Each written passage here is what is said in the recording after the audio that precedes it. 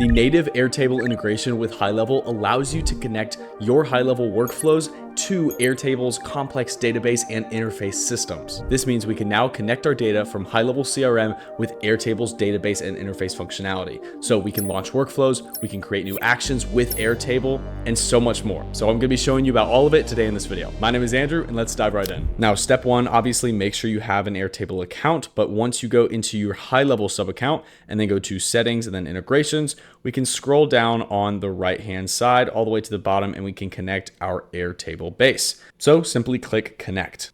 Once you start the connection process, you'll be navigated to this screen where you can confirm that lead connector has access to the different records within Airtable. And you'll have to add your base. This is your database or whatever project you're managing within Airtable by simply selecting it right here. You'll be able to select it from your workspace. So as you can see here, we have two different workspaces and we can go ahead and either select a specific base or we can select all current and future bases in this workspace. This is a super important step because in the future, if you're creating new bases and wondering why things aren't launching or updating the right way in HighLevel, it might be because you haven't connected the right one. So if you want to make sure that you just have all of them connected, then just click all. And if not, then you can select your specific base. For this case, we'll just do one. And then we can add bases on this screen if we ever want to come back and add more. And then we can just click grant access. You'll then see that your Airtable will say it's connected. And now we're going to navigate to automations. So we can go back out of settings, navigate to automations, and then we can create our first automation or to explore all of the awesome triggers and workflow actions with Airtable. So let's create a new workflow from scratch and let's get started.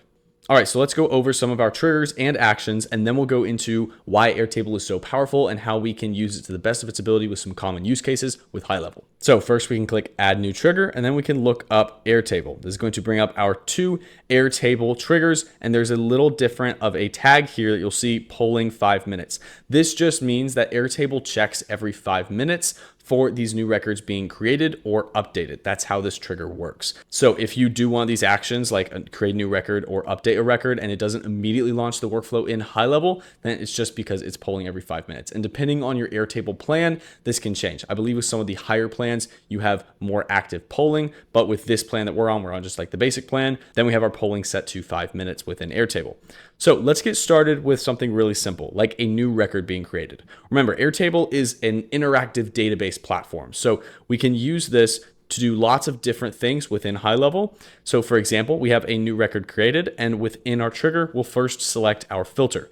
This is where we can first select which base we are running from. So what database? We can then select our database here. We'll then be prompted to select our table. We can select our table, and then we can add our filters as well. Now, these additional filters will just be for custom fields and such inside of HighLevel. There's no other fields that you need to necessarily set up. So for now, just setting up the new record created within this base and this table is going to be perfect. Optionally, in this step, we can also test our trigger by clicking test trigger. By doing this, it will check our Airtable base, and then it will see what information we are getting back in a test response. Now, this is helpful because you can use this information in the rest of your workflow. So for example, if you are creating a new contact, you now have a contact ID, you know that you are running off of this ID, and you know that you're going to be receiving this information from Airtable within this test trigger. If you're trying to look at what fields you're getting, like states, error types, values, is stale, attachment summaries, things like that, then you can tie these to specific fields within your workflows. For now, let's just go ahead and save this trigger, and then we'll move on to our actions. Remember, we have two triggers. We have our record created and record updated. Now, if we go to our Airtable actions, we have 4. We have create record, update record, delete record, and find record. Now, why are these important? Well, as we said, Airtable is sort of an interactive database platform. So this allows us to control and manipulate our database from HighLevel without any crazy APIs or anything, straight through our automations in our workflows. So if a new record is created, for example, let's say a new contact is created within our database table, and we want to give that contact specific sets of data that maybe we already have in HighLevel. So let's say we will create another record whenever a new record is created in our table. We can then select our base similarly. Then we can select our table again. And then we will select what the record is. So name, notes, status, attachments, and as well as an attachment summary. So for this example, let's say it's triggering off of a new record in Airtable, and we want to add a second record. So for this example, we can throw in things like our contact full name, any notes that we can pull in from HighLevel using those custom values.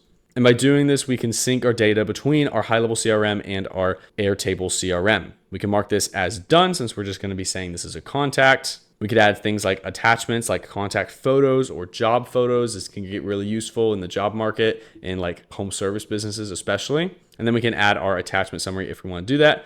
But other than that, we can just click save. Now, an automation like this isn't super helpful because it's just using a trigger from Airtable and an action with Airtable. So we could really just do this in Airtable. But this gets really useful whenever, let's say, we want to delete this Airtable trigger and we want to now create contact records upon a form submission in HighLevel.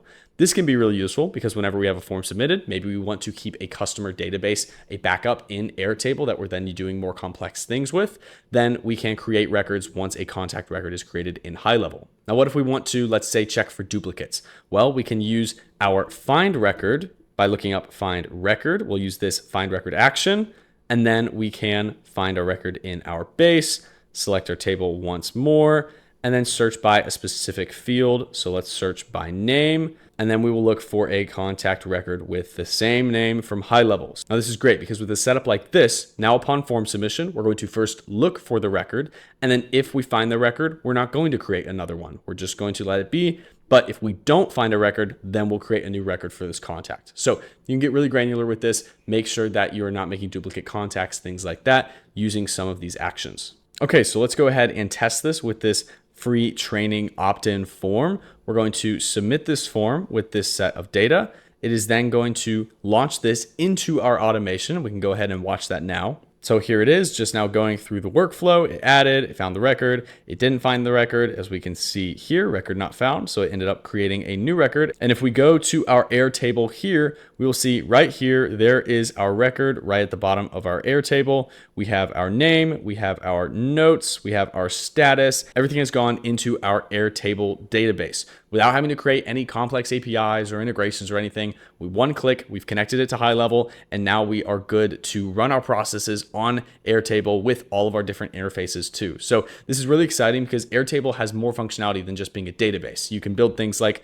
automations and interfaces and forms, and they even have tons of AI tools in order to build your own interfaces on Airtable. And now these can be powered by a HighLevel engine on the back end using our automation triggers and actions. I personally love this. I think it's going to make a huge impact for everyone in the industry using this with HighLevel. So feel free to try it out yourself. As always, if you have any questions about this integration, refer to the help doc. My name is Andrew, and thank you very much for watching.